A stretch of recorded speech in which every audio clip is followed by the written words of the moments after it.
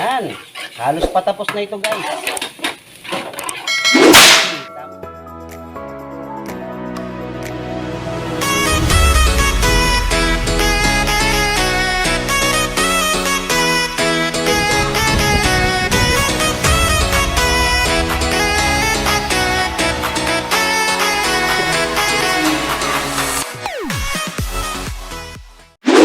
What's up guys? Again, si Lord Mark po ito ng Ink Factory.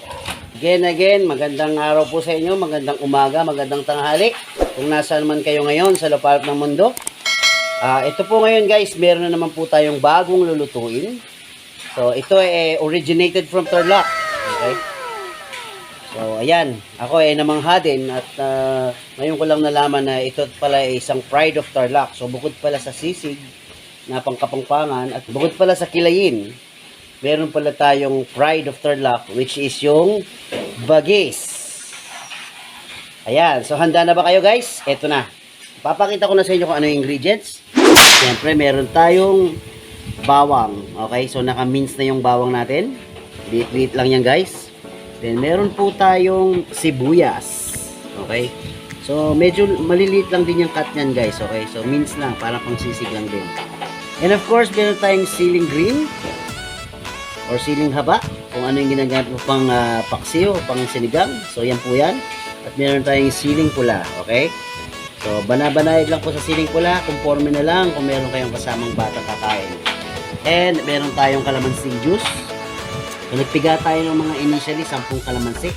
Pero syempre, dadagdagan na lang natin yan kung sakaling kailangan natin i-adjust. And of course, meron tayong beef. So guys, ang binili po nating beef ngayon, giniling, is halagang 200 pesos. Sa ngayon, ang update is nasa 330 to 360 per kilo ang beef, okay? So sa palengke yan guys, siyempre mas mahal yan kung sa mall, okay? So guys, simpleng-simple lang ito. Panoorin yung maigi para matutunan ninyo at siyempre ma-share nyo sa family ninyo at sa loved ones, okay? So ito na.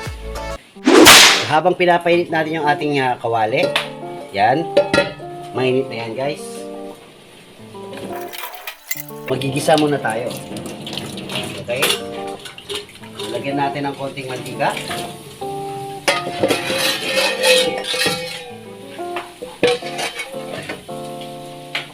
And of course, bawang.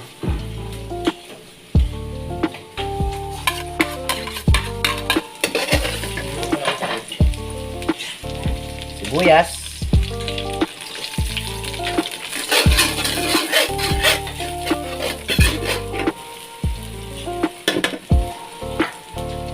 Haluin lang natin guys. Then yung ating beef. Okay? So strain natin yan.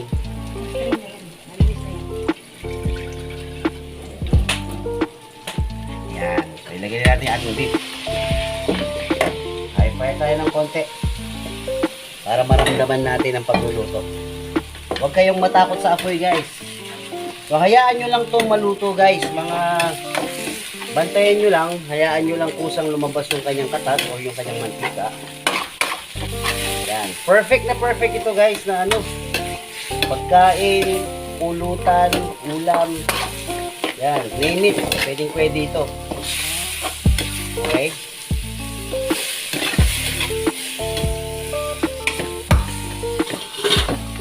Halu-haluin nyo lang.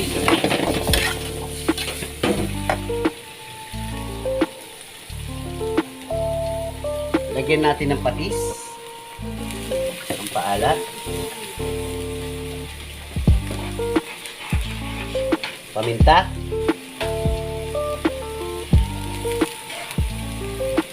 siyempre hindi mawawala ang betchin. Okay? So optional lang naman yun guys, nasa sa inyo kung gagamit kayo ng betchin. Pero alam nyo naman, bilang Pilipino at bilang tayo Asian region, talaga namang gumagamit tayo ng extrang umami na kinukuha natin sa betchin, okay? So nag-research naman ako guys, hindi naman ganong kasama ang betchin eh. So mag-research kayo, siguro maglagay na lang ako ng link dyan para mabisita ninyo kung ano ba talaga ang nangyari o ang history ng betchin at bakit tinuring siyang masama, okay? Or nakakasama sa health. Kung narinig nyo na yung Chinese restaurant syndrome guys, dyan nagsimula yung naging problema ng betchin.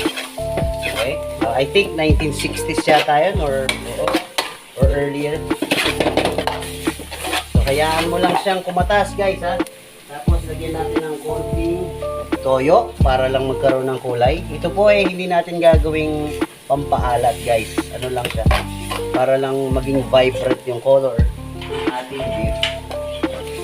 Okay? So by this time, pwede mo nang ilagay yung ating chili, which is yung siling green. Magdagdag na lang tayo ulit mamaya pang topping.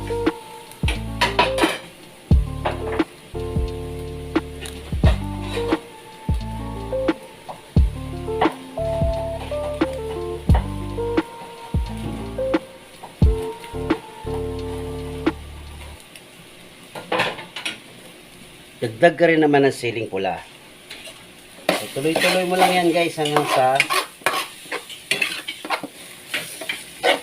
maglasa at magsama-sama yung lasa at essence ng ating karne or yung beef at yung mga pampalasa natin dinigda. Okay? So nakita nyo naman guys, napakasimple, walang masyadong ingredients na requirements itong lutong ito. So kayang-kaya mo ito. So ayan, at this point, pwede ka na magdagdag ng tubig.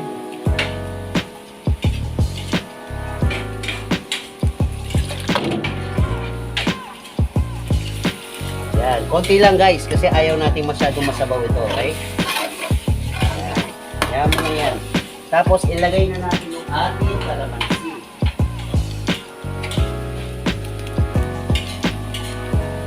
Ayan. So halo-haluin lang.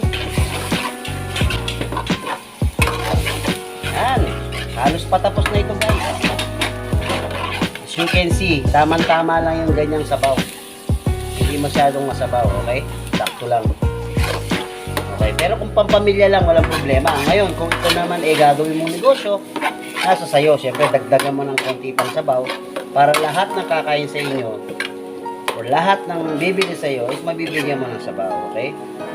So, tikman, huwag niyong kakalimutan tikman.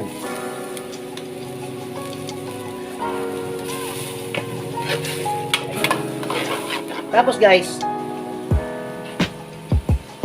dagdagan lang natin ang konti pang paminta kasi alam niyo naman ang Kapampangan medyo mahilig sa mapaminta. Tapos pwede mong habulin ng suka. Okay? So guys, yun nga pala no. Pwede kang gumamit ng kalamansi or gumamit ng suka sa pangpaasim. Wala pong masyadong rules na nasasabi kung ano ang iyong gagamitin. As long as kailangan ang bagis, very basic is dapat maasim siya, okay? May kaasiman.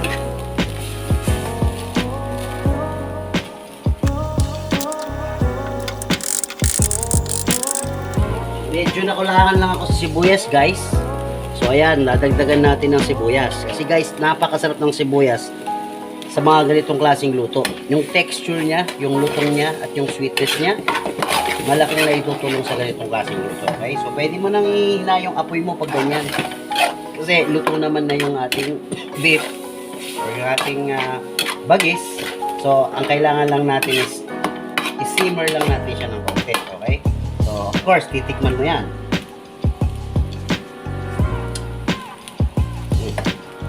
Wala pa ako sa asin. Lagyan mo pa ng konting asin. Alright? Ayan. Ayan mo lang yan. Pakukuluin na lang natin yan guys. Walang takpan. So, inaan lang natin ang apoy. Ayan. Ayan mo lang kumulo. Siyempre, i-prepare na yung ating plate para sa ating plating.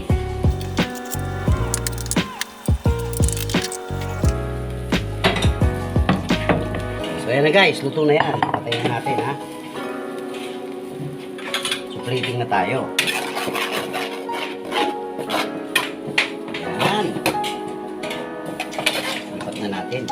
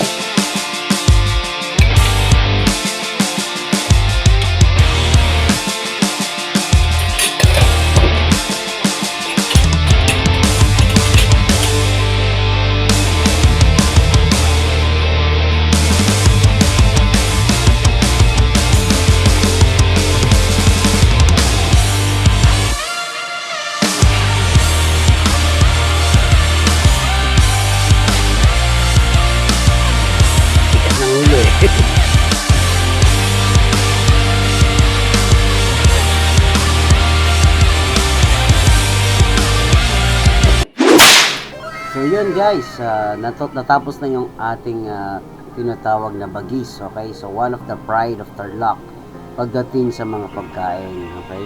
So guys, kung meron kayong mga gustong request or mga bagay na gusto nating lutuin, all you have to do is comment down below yung gusto po ninyong ma-try, okay? So ako po, susubukan po natin lutuin para sa inyo at para sa ganun para pareho natin siyang matutunan, okay? And maraming salamat po pala sa ating mga subscribers dahil nasa 1,000 subscriber na po tayo. Sana po patuloy nyo na pong panuorin yung ating mga videos at sa mga susunod pong mga videos na darating natin, okay? And syempre, kailangan nasa mabuti kayong kalagayan, okay? So wag ninyong papabayaan ang inyong kalusugan kahit nasan man kayo guys, okay? So guys, nasa shoutout portion na po tayo. Okay, so shoutout nga pala kay Ubaldo Brian ng Custom CNC Motorcycle Parts. At maraming salamat kay Richmond, yan, all the way from Iloilo. Sir, maraming salamat. At Mangang Tamo from Abu Dhabi. And of course, kay Feedback TG, yan, maraming salamat sa iyo, sir. Kay Popoy, maraming salamat sa iyo. And kay Siegfried Bautista, yan, maraming salamat. And kay Algin, yan, thank you very much po. At kay Chris Darrell Closa, yan, maraming salamat. Kay Eric John Bison, yan, maraming salamat bro. Kay Fernandez Bilbin, yan, nasan kami ngayon, ingat ka po dyan. Kay Janine De Vera Galario, maraming salamat. At of course, kay Joven Calma Villaverde. Alright guys, so kung first time mong manood ng aking video at ngayon mo lang nakita ito, please don't forget to hit the subscribe button. Manood po kayo and paki-like po yung ating video. And of course, sana paki-share na rin po, okay? So sana po maging part kayo ng aming team at gustong-gusto namin kayong makasama sa ating mga paglalakbay when it comes to this channel guys, okay? So again, this is Lord Mark of King Factory. Maraming salamat, stay safe, and see you on our next video.